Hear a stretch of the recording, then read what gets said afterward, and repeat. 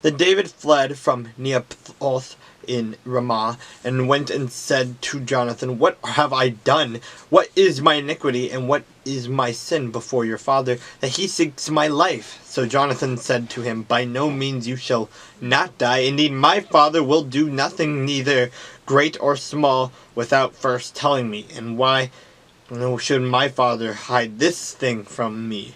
It is not so." Then David took an oath again, and said, "Your father certainly knows that I have found favor in your eyes." And he has said, "Do not let Jonathan know this, lest he be grieved. But truly, as the Lord lives, and as your soul lives, there is but a step between me and death." So Jonathan said to David, "Whatever you yourself desire, I will do it for you."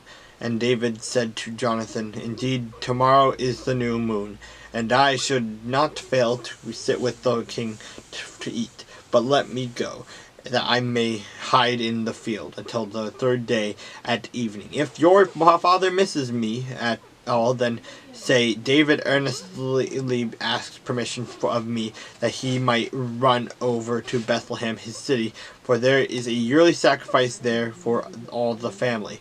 If he says thus, it is well, your servant will be safe. But if he is very angry, be sure that evil is determined by him. Therefore you shall deal kindly with your servant, for you have brought your servant into a covenant of the Lord with you. Nevertheless, if there is iniquity in me, kill me and yourself, for why should you bring me to your father?"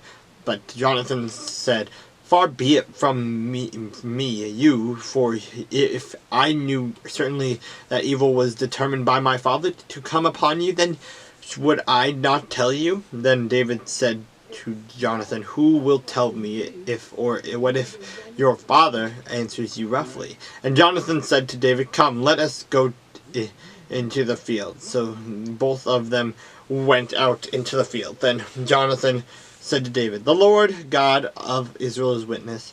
When I have sounded out my father sometime tomorrow, or the third day, and indeed there is good toward David, and I do not send to you and tell you, may the Lord do so, and much more to Jonathan. But if it pleases my father to do evil, then I will report to you and send you away, that you may go in safety. And the Lord will be with you as he has been with my father, and you shall not only show me the kindness of the Lord while I still live, that I may not die. But if you shall not cut off your kindness from my house forever, no, not when the Lord has cut off every one of the enemies of David from the face of the earth."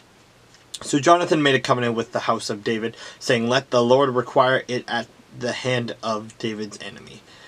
Now Jonathan again caused David to vow, because he loved him, for he loved him as he loved his own soul. Then Jonathan said to David, "Tomorrow is the new moon, and you will be missed, because your seat will be empty. And when you have stayed 3 days, go down quickly and come to the place where you hid on the day of the deed, and remain by the stone easel. Then I will shoot 3 arrows to the side, as though I shot at a target, and there I will send a lad, saying, 'Go, find the arrows.' If I expressly say to the lad, 'Look, the arrows are on this side of you get them and come,' then as the Lord lives, there is safety for you, and no harm. But if I say thus to the young man, 'Look, the arrows are beyond you. Go your way, for the Lord has sent you away. And as for the matter which you and I have spoken of, indeed the Lord be between you and me forever.'"